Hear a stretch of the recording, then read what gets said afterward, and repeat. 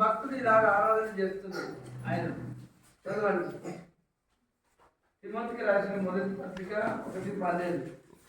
పూర్వం నేను దూషకులను, హింసకులను, హానికరుడైన నన్ను తన పరిచర్యకు నియమించిన నమ్మకమైన వానిగా ఎంచినందుకు నన్ను బలపరిచిన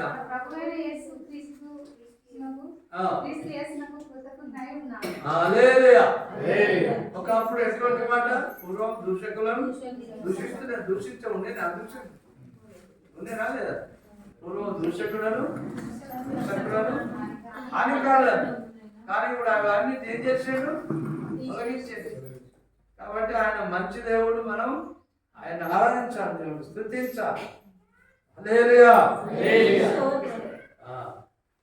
ఇంకా మనము దీంట్లో 92 కీర్తన 10-11 చూసినట్లయితే, గురుపోతు కొమ్ము వలె నీవు నా కొమ్ము పైకెత్తివి, క్రొత్త తైలంతో నేను అంటబడితిని, నా కొరకు పొంచి ఉన్న వారి గతి నా కన్నులు ఆసక్తి రక్షించను, నాకు విరోధముగా లేచిన దుష్టులకు సంభవించినది నా చెవులకు వినబడెను.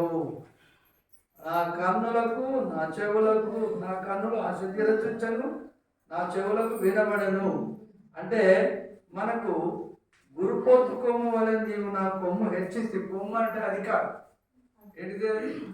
అధికారం. ఎవరి మీద అధికారం ఇచ్చిండు మనకు? యేసు ప్రభు. శాతాను మన కాళ్ళ కింద చిత్తుగా దొరికిస్తున్నా, అంత అధికారం మనకి ఇచ్చినాడు. కాబట్టి ఆయన మనం స్తుతించాలి. స్తుతి చేయుట మంచిది, శోభస్కరమని రాయబడింది. అది మంచిది, ఆయన స్తుతించుట. మరియు ఇంకేమన్నాడు? క్రొత్త తైలంతో నేను అంటబడుతుంది. తైలం అంటే పరిశుద్ధాత్మ గుర్తు. మనలో పరిశుద్ధాత్మతో నింపినాడు. పరిశుద్ధాత్మ దేవుణ్ణి మనలో నింపినాడు. కాబట్టి మనం ఆయన స్తుతించాలి, ఆరాధించాలి. దేవుడు మనం చప్పట్లు కొట్టి చప్పట్లు కొట్టాలి, గంభీరంగా పాడాలి, ఆయన స్తుతించాలి. ఆయన శక్తి దిగాలి. అంతేకాదు దేవుడుకుంటారు. ఇక్కడ ఇంకేమన్నాడంటే భక్తుడు, నా కొరకు పొంచి ఉన్న వారి గతి నా కన్నులు ఆశ తీరా చూచారంటాడు. మన కొరకు ఎంతో మంది పొంచి మన కీడు చేయాలని, చెడు చేయాలని, నష్టం చేయాలని ఉన్నవారి గతి మన ఎట్లా చూసినామట, వాళ్ళకి అయిపోయిన వాళ్ళ పని అని మనం కన్నులారా తీర్చేది, ఇక లేవకుండా చేసిన.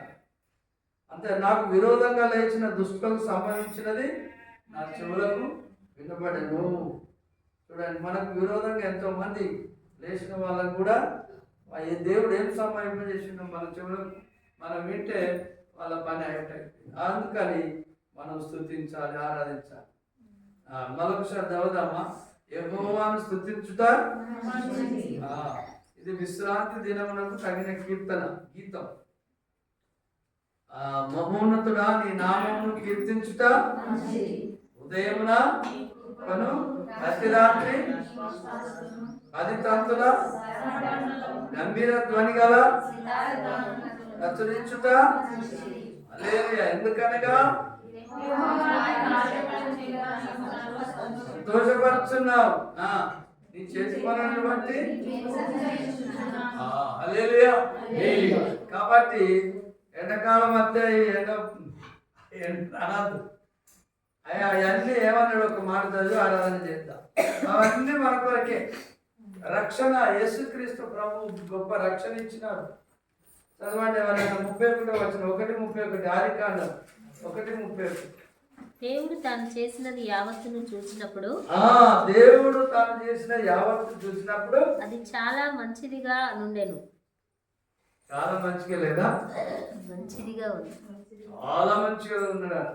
ఆయన స్తుతించి చూసినప్పుడు ఎట్లున్నది? చాలా మంచిగా ఉన్నాడు. మంచిగా చేసిన దాన్ని మనం మంచిగా లేదా? అది ఎవరన్నట్టు పశుప్రాయాలని రాయబడ్డది. పశుప్రాయాలు దాన్ని గ్రహించలేదని అన్నారు. 8వ వచనం 6వ వచనం కదా. అవివేకులు వివేచించారు, మనము వివేకులుగా చేసినాం.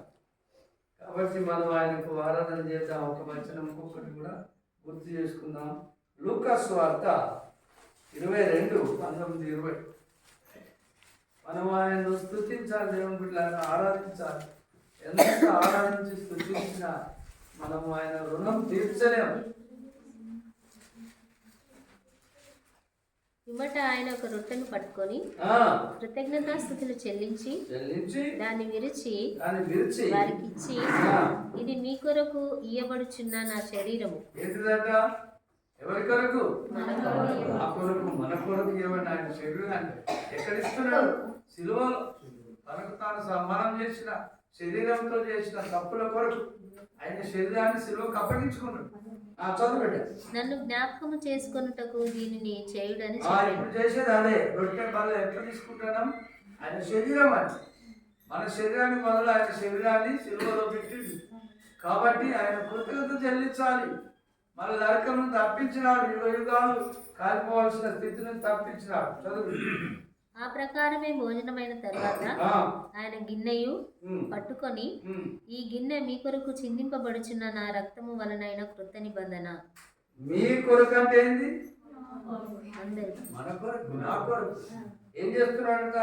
చిందింపబడుచున్న ఎవరి రక్తం? నా రక్తం. చూడండి ఎంత, నా రక్తం చిందిస్తున్నా మీ కొరకే, మీ పాప విమోచన కొరకే, క్షమాపణ కొరకే అన్నాడు. కాబట్టి మనం ఆయన స్తుతించాలి, ఆరాధించాలి. ఆయన స్తుతించుట మహోన్నతుడా, మీ నామమును స్తుతించుట మంచిది. ఎందుకంటే ఆయన మన పట్ల ఎన్నో గొప్ప కార్యాలు చేసి ఉన్నాడు కాబట్టి మనం ఆయన ఆరాధిస్తూ స్తుతిద్దాం. అందరము ఒకసారి మనము ఇవన్నీ జ్ఞాపకం చేసుకుందాం. ఒకవేళ పైన ఆకాశాన్ని చూడండి, అది ఎవరి కొరకు సృష్టించినాడు? మన కొరకే. భూమిని చూడండి, భూమిలో చెట్లు చూడండి, సూర్యచంద్రులు, ఆకాశ నక్షత్రములు, అన్ని భూమి మీద చెట్లను, పండ్లను, రకరకాల పండ్లను మన కొరకు సృష్టించినాడు. ఆయన సృష్టించాలి. పశుప్రాయాలు దీన్ని గ్రహించాలి. కాబట్టి అందరం ఒకసారి స్తుతిద్దాం. సృష్టిని చూడయ్యో, అందుకోవాలండి. సృష్టిని చూడయ్యో, అది ఎంతో బాగుంది.